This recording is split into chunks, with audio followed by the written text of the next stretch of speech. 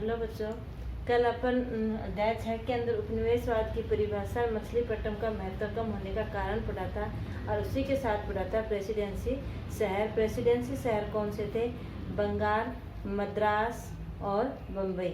इन तीनों शहरों पर व्यापारिक कंपनियों की जो चौकियाँ, व्यापार को ध्यान में रख करके जो व्यापारिक चौकियाँ बनाई गई थी, इसके कारण जो पुराने व्यापारिक केंद्र थे, बंदरगाह थे, उनका महत्व धीरे धीरे कम होता गया और ब्रिटिश लोगों के द्वारा बनाए गए जो नए व्यापारिक केंद्र थे, उनका महत्व बढ़ने लगा।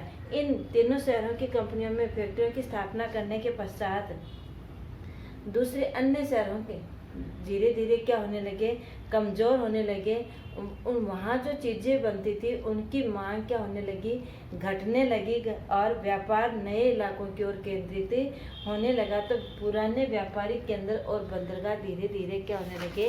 खत्म होने लगे। जो अपन ने पढ़ा एक उदाहरण मछलीपट्टनम का।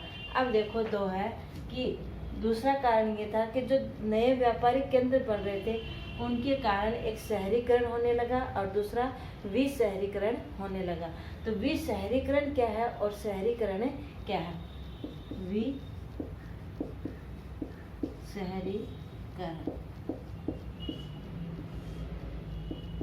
नए व्यापारिक केंद्र स्थापित होने के कारण और जो पुराने व्यापारिक केंद्र थे धीरे धीरे वहाँ पर उत्पाद की मांग घटने के कारण और लोग उन क्षेत्रों को छोड़ करके अन्य स्थानों पर जाने लगे। वो क्या कहलाया? विशहरीकरण कहलाया। अंग्रेजों ने स्थानीय राजाओं को, क्योंकि यहाँ पर अंग्रेजों से पहले व्यापारिक केंद्र किनके हुआ करते थे? किनके अधीन थे? राजाओं के अधीन थे। इसी के कारण अंग्रेजों ने स्थानीय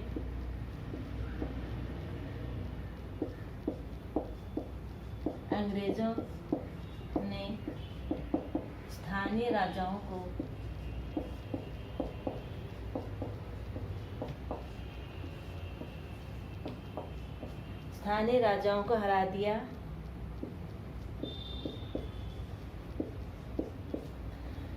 और शासन के नए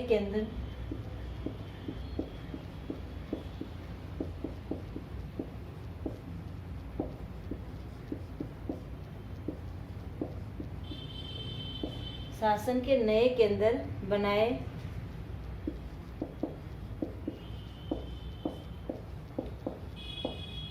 क्षेत्रीय सत्ता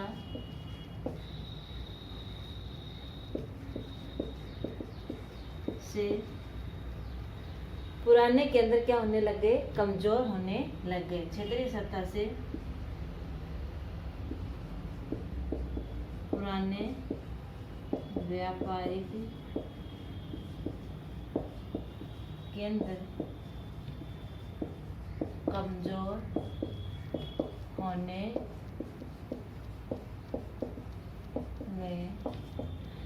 हो गए। इस प्रक्रिया को क्या कहा गया? विशहरीकरण कहा गया। पुराने व्यापारिक केंद्र कमजोर होने लगे और वहां से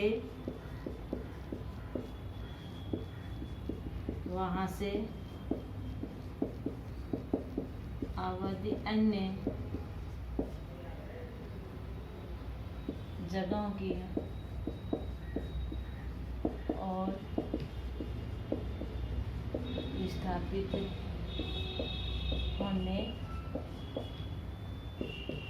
लगी। इस प्रक्रिया को विशहरीकरण कहा गया। यानी जो पहले जो जहाँ व्यापारिक केंद्र जिन स्थानीय राजाओं के अधीन हुआ करते थे, उन स्थानीय राजाओं को अंग्रेजों ने हरा करके वहाँ पर अपना कब्जा जमा करके और नए व्यापारिक केंद्र बना लिए, जिसके कारण पुराने जो व्यापारिक केंद्र थे वो धीरे धीरे कमज़ोर होने लगे। लोगों की आय का कोई स्रोत नहीं रहा, तो उन्होंने उस जगह को छोड़ करके अन्य जगह पर जाने लगे, वहाँ पर रहने लगे। इस प्रक्रिया को क्या कहा गया? विशहरीकरण कहा गया। अब दूसरा आता है शहरीकरण। शहरीकरण क्या है? ऐसी प्रक्रिया जिसमें अधिक, इसका उल्टा, ऐसी प्रक्रिया जिसमें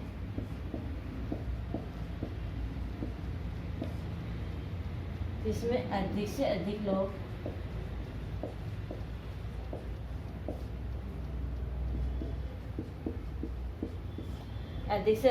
शहरों और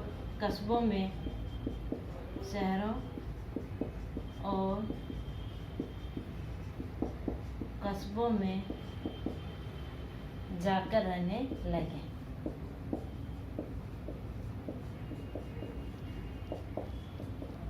उसे शहरीकरण कहा जाता है।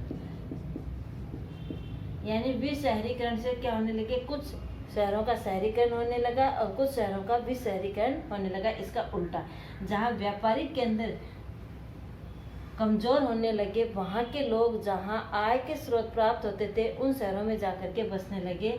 तो जहाँ से आबादी खाली हुई, जगह खाली हुई, उन शहरों को विशहरीकरण कहा गया। और जिन शहरों के अंदर आबादी अधिक निवास करने लगी वहाँ क्या कहा जाने लगा, शहरीकरण होने लगा।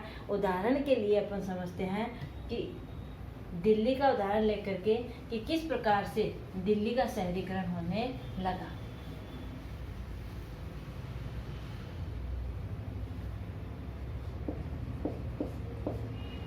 ऐतिहासिक शाही शहर दिल्ली उस समय का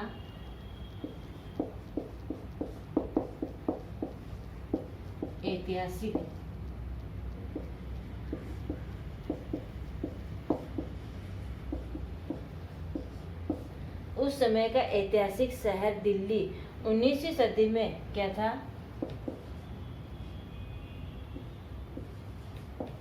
19वीं शताब्दी में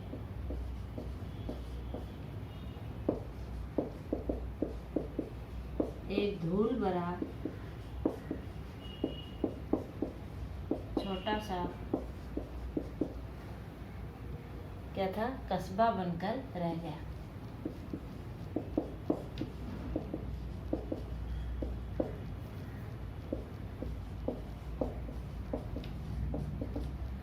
वैसे दिल्ली बहुत से राजाओं की क्या रही हुई है, केंद्र भी रहा हुआ है और राजधानी भी रहा हुआ है।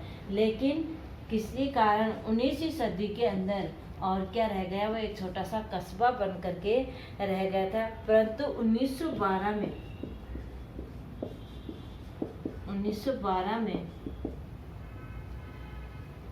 दिल्ली ब्रिटिश भारत की राजधानी 1912 में ब्रिटिश भारत की राजधानी बनने पर अधिक शहरीकरण होने लगा।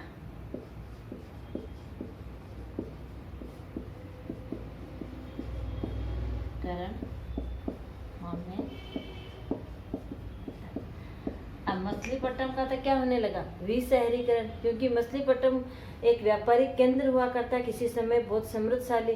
धीरे धीरे जो अंग्रेजों के द्वारा नए व्यापारिक केंद्र बनाए गए तो उसका महत्व तो घटने लगा। घटने के कारण उसका तो क्या हुआ, विशहरीकरण हुआ। लेकिन कुछ शहरों का क्या हुआ, शहरीकरण। और उन शहरों में किसका उदाहरण है, दिल्ली का। किसी समय ये ऐतिहासिक शहर भी था दिल्ली, ठीक है। बहुत से शासकों की राजधानी भी रहा हुआ करती थी, केंद्र भी, भारत का महत्वपूर्ण केंद्र भी माना जाता था। और लेकिन 19वीं सदी में किसी कारण से ये क्या रह गया, एक छोटा सा कस्बा बनकर रह गया। वापस पुनः 1912 के अंदर ब्रिटिश भारत की, और ये क्या बनी, राजधानी। ब्रिटिश भारत की कैसे, उस समय शासन किसका था, ब्रिटिश लोगों का था। और 1912 से पहले भारत की राजधानी क्या हुआ करती थी, कलकत्ता हुआ करती थी। ब्रिटिश राज के दौरान 1912 से पहले ब्रिटिश राज के दौरान 1912 से पहले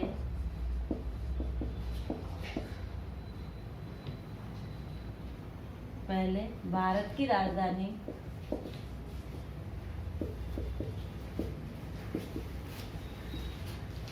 कलकत्ता हुआ करती थी।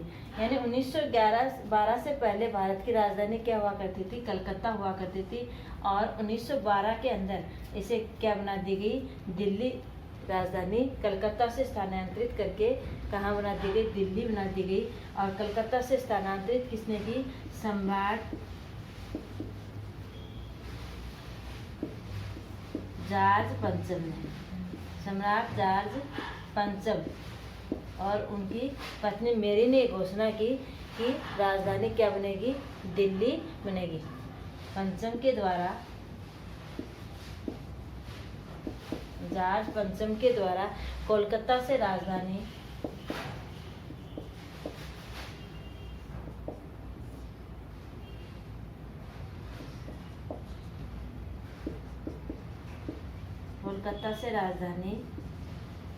दिल्ली स्थानांतरित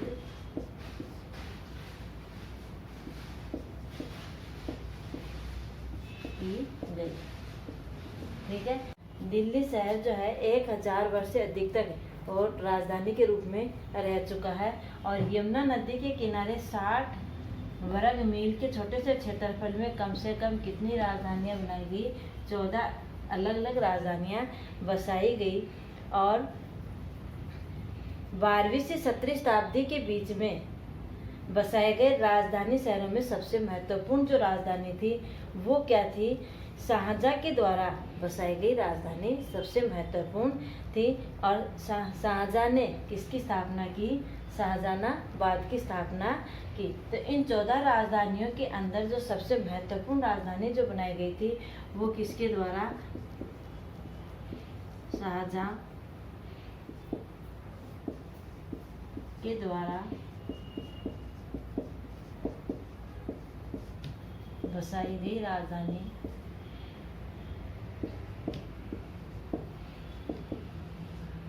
शाहजहां के द्वारा बनाई गई राजधानी जो थी वो सबसे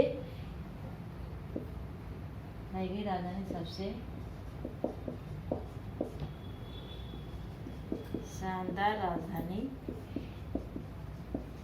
थी। शाहजहां ने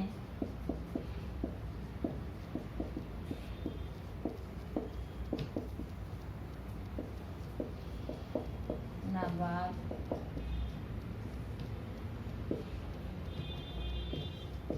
शहर की स्थापना की। शाहजहां ने किस शहर की स्थापना की? शाहजहानाबाद शहर की स्थापना की, जो 1639 में शुरू हुई। और इसमें 1639 में शुरू, यानी 1639 में दिल्ली में जो राजधानी बनाई दिल्ली वो किसने? शाहजहां ने। और ये अब तक की शाहजहां से पहले जितनी राजधानी बनी थी उन राजधानियों में सबसे शानदार राजधानी किसकी मानी गई? शाहजहां की मानी गई, जो 1639 के अंदर शुरू हुई। एक किला बनाया गया, महल बनाया गया और बगल में उसके क्या था? शहर था। ये इसकी विशेषता बताई गई है राजधानी की कि किला बनाया गया राजधानी के भीतर में, बगल में उसके एक शहर बसाया गया। पत्थर से बने लाल किले के महल को परिसर में बसाया गया। पश्चिम की ओर 14 दरवाजों का एक पुराना शहर था। चांदनी चौक, फैज बाजार की मुख्य सड़कें इतनी चौड़ी हुआ करती थी कि वहाँ की शाही यात्राएं आसानी से निकलती थी। इस जो राजधानी थी, इस राजधानी की विशेषता बताई है कि इसके भीतर एक किला बनाया गया और उसी की सटता हुआ एक शहर बसाया गया, जो पश्चिम की ओर 14 दरवाजों से क्या है वाला पुराना शहर पुराने शहर की ओर खुलता था। चांदनी चौक और फैज बाजार की जो सड़कें थी वो इतनी चौड़ी थी कि शाही यात्रा जो है वो आसानी से निकल सकती थी। और चांदनी चौक के बीचों बीच क्या थी?